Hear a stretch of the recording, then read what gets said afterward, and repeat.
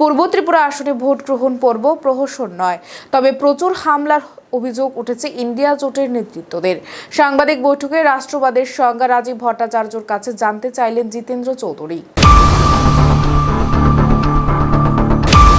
19 April সংগঠিত হয়ে গেছে পশ্চিম আগরতলা লোকসভা এবং রামনগর বিধানসভা কেন্দ্রের উপনির্বাচনে ভোট গ্রহণ পর্ব। শুক্রবার অর্থাৎ 26 এপ্রিল দ্বিতীয় পর্যায়ের রাজ্যে পূর্ব ত্রিপুরা জনজাতি সংরক্ষিত আসনের ভোট গ্রহণ প্রক্রিয়া সম্পন্ন হয়েছে। রাজ্য নির্বাচন কমিশনের পক্ষ থেকে ভোট অবাধ এবং শান্তিপূর্ণ হয়েছে। সাংবাদিক বৈঠকের মাধ্যমে ঘোষণা দেওয়া হয়েছে। একদিকে একাংশ রাজনৈতিক বিশেষজ্ঞদের অভিমত, পশ্চিম ত্রিপুরা লোকসভা আসনে এবং রামনগর বিধানসভা কেন্দ্রের উপনির্বাচনে ইন্ডিয়া জোটের বিপর্যয় নিশ্চিত। তাই পশ্চিম ত্রিপুরা লোকসভা আসনে নির্বাচনের পরপরই বিরোধী দল অর্থাৎ ইন্ডিয়া জোটের পক্ষ থেকে ভোট গ্রহণ প্রক্রিয়া প্রহসনাত্মক বলে অভিহিত করে সাংবাদিক বৈঠক করা হয়েছিল। পূর্ব ত্রিপুরা লোকসভা আসনে শুক্রবার ভোট গ্রহণ প্রক্রিয়া সম্পন্ন হয়েছে। সেখানেও হামলা হয়েছে বলে অভিযোগ তুলেছে ইন্ডিয়া জোটের নেতৃত্বরা। তবে এবার ভোট গ্রহণ প্রক্রিয়া সম্পূর্ণ প্রহসনাত্মক। সরাসরি অভিযোগ আনতে পারল না ইন্ডিয়া জোটের নেতৃত্বরা, কিন্তু তারপরেও বিরোধী জোটের পক্ষ থেকে সাংবাদিক বৈঠক ডেকে যে ধরনের বক্তব্য সামনে রাখা হয়েছে তাতে নিজেদের বিপর্যয় ঘটতে যাচ্ছে তারা টের পেয়ে গেছে, এমনটাই মনে করেছেন একাংশ ভোট বিশেষজ্ঞরা। যার কারণে পশ্চিম ত্রিপুরা আসনের মতো পূর্ব ত্রিপুরা আসনেও যদি ইন্ডিয়া জোটের বিপর্যয় ঘটে তার জন্য এই দিনে আগাম কৈফিয়তের মুসাবিদা করে রাখা হলো ইন্ডিয়া জোটের পক্ষ থেকে বেশি রাতে ডাকা ইন্ডিয়া জোটের সাংবাদিক বৈঠককে।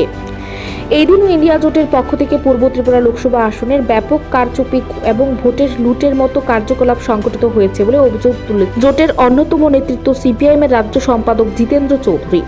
আবারও রাজনৈতিক শালীনতা ভুলে তিনি নাম করে ব্যক্তিগত আক্রমণ করলেন। রাজীব ভট্টাচার্যকে দানব শিশু বললেন বিরোধী দলনেতা জিতেন্দ্র চৌধুরী। উল্লেখ্য, পূর্ব ত্রিপুরা লোকসভা আসনে ভোট গ্রহণ পর্ব সমাপ্ত হওয়ার পর বিরোধীরা বিভিন্ন জায়গায় হামলা হয়েছে বলে অভিযোগ তুলেছেন। সেই সমস্ত অভিযোগের উত্তরে বিজেপি প্রদেশ সভাপতি রাজীব ভট্টাচার্য সাংবাদিক বৈঠকে জানান, বিরোধীরা হামলা হয়েছে সহ বিভিন্ন অভিযোগ তুলে শিশুসুলভ আচরণ করছে। তারই উত্তরে জিতেন্দ্র চৌধুরী রাজীব ভট্টাচার্যকে বলেন, তিনি কোনো শিশু? দানব শিশু নাকি? বাড়ি বাড়ি আক্রমণ করা, বিরোধী দলের পোলিং এজেন্টদের ভোট কেন্দ্র থেকে বার করে দেওয়া, এটাই কি রাষ্ট্রবাদ? আর এটাই কি বিজেপির শিক্ষা? প্রশ্ন করলেন জিতেন্দ্র চৌধুরী। সাংবাদিক বৈঠকে ইন্ডিয়া জোটের পক্ষ থেকে জিতেন্দ্র চৌধুরী আরো বলেন, পূর্ব ত্রিপুরা লোকসভা আসনের নির্বাচন ছিল জনগণের কাছে চ্যালেঞ্জের নির্বাচন। শাসক দল বিজেপি সর্বাত্মকভাবে চেষ্টা করেছেন এই নির্বাচনটাকে প্রহসনে পরিণত করার। সরব প্রচার শেষ হওয়ার পর থেকেই পূর্ব ত্রিপুরা লোকসভা আসনে বিভিন্ন বিধানসভা এলাকায় হামলা হচ্ছিল। এই ঘটনা সংঘটিত করেছে বিজেপি, কিন্তু এবার সাধারণ জনতা তাদের আক্রমণ প্রতিহত করার চেষ্টা করেছে। বিভিন্ন জায়গায় রুখে দাঁড়িয়েছে তারা বিভিন্ন ইস্যুতে। এই দিনের সাংবাদিক সম্মেলনে বিরোধী দলনেতা জিতেন্দ্র চৌধুরী পূর্ব ত্রিপুরা আসনে বিভিন্ন ঝামেলার ঘটনা নির্বাচন কমিশনের দায়িত্বপ্রাপ্ত আধিকারিকদেরও দায়ী করেছেন। তিনি জানান, তেলিয়ামুড়া বিধানসভা এলাকায় 3টি বাড়িতে বৃহস্পতিবার সন্ধ্যায় দুষ্কৃতিকারীরা বাড়ি ঘর আসবাবপত্র তছনছ করে ফেলে। এছাড়াও খোয়াই, ঋষ্যমুখ বিধানসভা, ধর্মনগর বিধানসভা, কমলপুর এসব জায়গায় হামলা হচ্ছিল। এই ঘটনা সংঘটিত করেছে এবং শাসক দলীয় দুর্বৃত্তরা। কিন্তু এসব দুর্বৃত্ত পরায়ণতার বিরুদ্ধে নির্বাচন কমিশনের অভিযোগ জানানো হলেও এই সমস্ত বিষয়গুলির নজর আন্দাজ করে গেছে নির্বাচন কমিশনের আধিকারিকরা, এমনটাই দাবি জিতেন্দ্র চৌধুরী। তিনি আরো বলেন, প্রকৃতির এই তীব্র দাবদাহ এবং শাসকের রক্তচক্ষু উপেক্ষা করে মানুষ এদিন ঘর থেকে বেরিয়ে ভোটদান করেছেন, কিন্তু তবু সম্পূর্ণ ভয়মুক্ত ও শান্তিপূর্ণ পরিবেশে ভোটদান সম্পন্ন হয়েছে বলে তা বলা চলে না। কারণ শাসক দল নিজেদের বিপক্ষে ভোট যাচ্ছে বুঝতে পেরে নিজেরাই সবকিছু নষ্ট করে দিতে চেয়েছে, যার ফলে সাধারণ জনগণ বা নির্বাচন কমিশন কারোই ক্ষমতা নেই সবকিছু শান্তিপূর্ণভাবে সম্পন্ন করার। এছাড়া এদিন রাজ্যের বিভিন্ন জায়গায় শাসক দলের মাধ্যমে সংগঠিত ছোট্ট বড় অপ্রীতিকর ঘটনার বিবরণগুলি সাংবাদিকদের সামনে তুলে ধরেন জিতেন্দ্র চৌধুরী।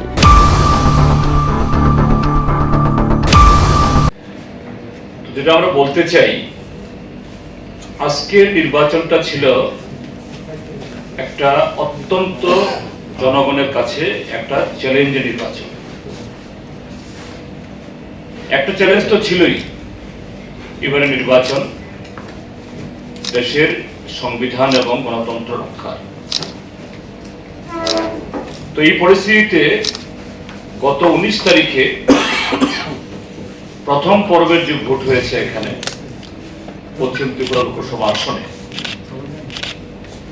সেই 19 তারিখের যে পুলিং বা ভোট, এটাকে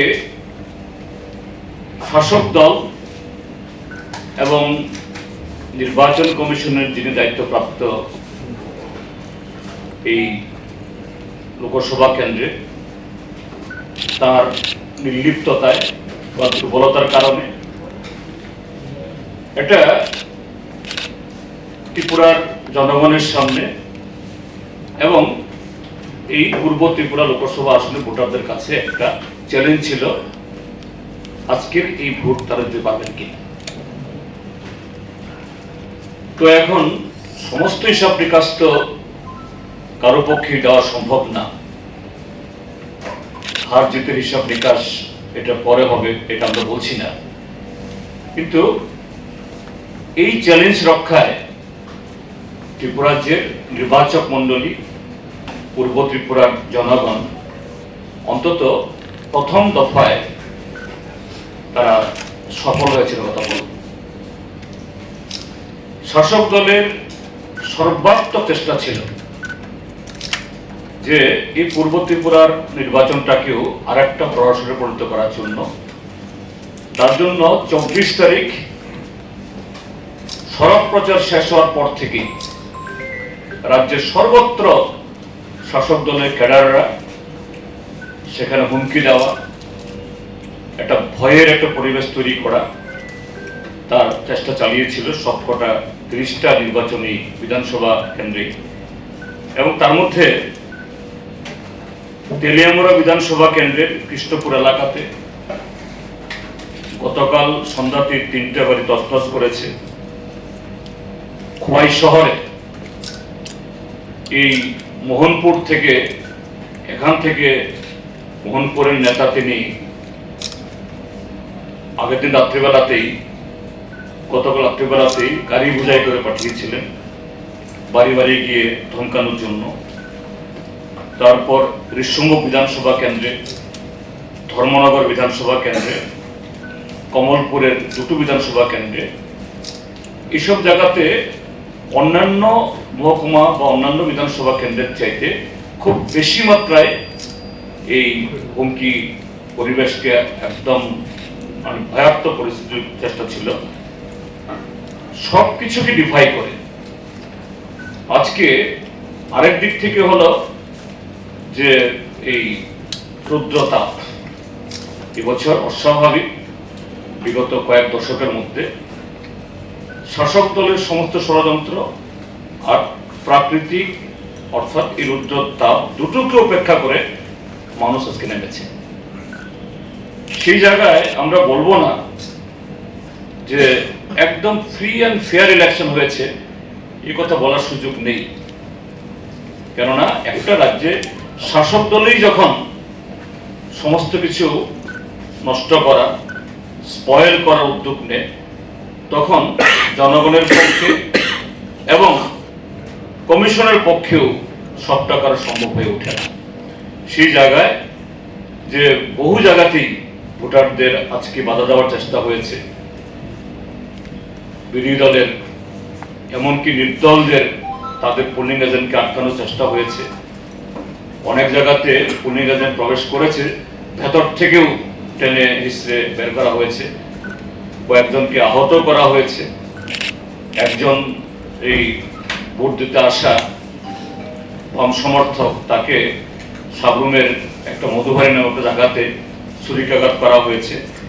এই সমস্ত ঘটনা সত্ত্বেও এটা নির্বাচন কমিশনে বলতে পারবেন, আমাদের কাছে যা খবর বা আপনারা আসছেন এই সিইওর সংবাদ সম্মেলন থেকে, এটা প্রায় 80 বা তার থেকে একটু বেশি শতাংশ ভোট সেখানে পড়েছে। আমরা ইন্ডিয়া মঞ্চের তরফ থেকে তার সমস্ত কৃতিত্ব দেব ত্রিপুরা রাজ্যের সচেতন নাগরিককে। তারা একদিক থেকে এ রাজ্যে সুবিধাবাদী রাজনীতির বিরুদ্ধে, ত্রিপুরা রাজ্যে যে বিগত 6 বছর ধরে বা সারা দেশে 10 বছরের বঞ্চনার বিরুদ্ধে, এবং আরেক দিক থেকে শাসক দলের যে উদ্যত্তপনা, আমরা যে সমস্ত ভাষা শুনেছি বিশেষ করে পশ্চিম ত্রিপুরা আসনের যে প্রার্থীর মুখ থেকে এবং আরো কিছু নেতার তরফ থেকে, তার বিরুদ্ধেই একটা রায়, অর্থাৎ গণতন্ত্র রক্ষা তাদের অধিকার রক্ষার একটা যুদ্ধ হিসাবে, চ্যালেঞ্জ হিসাবে ত্রিপুরা রাজ্যের মানুষ, এই পূর্ব ত্রিপুরার ভোটাররা আজকে অংশগ্রহণ করেছে। অপরদিকে এই দিনের সাংবাদিক সম্মেলনে উপস্থিত পশ্চিম ত্রিপুরা লোকসভা আসনে ইন্ডিয়া জোটের প্রার্থী আশিস কুমার সাহা বলেন, শাসক দল বিজেপি রাজ্যের দুটি লোকসভা কেন্দ্রের ভয় ভীতিকে হাতিয়ার করে কিভাবে সাধারণ মানুষকে বিভ্রান্তির পথে এগিয়ে দিয়ে দামিয়ে রাখা যায় তার যাবতীয় প্রচেষ্টা করেছে।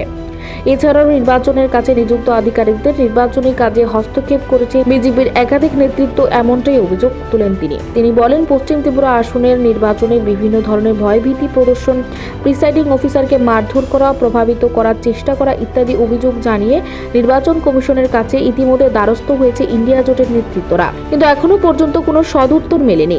একইভাবে পূর্ব ত্রিপুরা আসনে এই ধরনের ঘটনা সংঘটিত হয়েছে। এই ক্ষেত্রে নির্বাচন কমিশন কতটুকু সদর্থক ভূমিকা নেবে সেই বিষয়ে সন্দেহ প্রকাশ করেছেন ইন্ডিয়া জোটের Ashis Kumar Saha.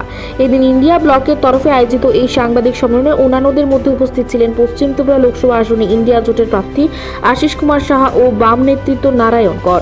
Bureau report, Asian Times.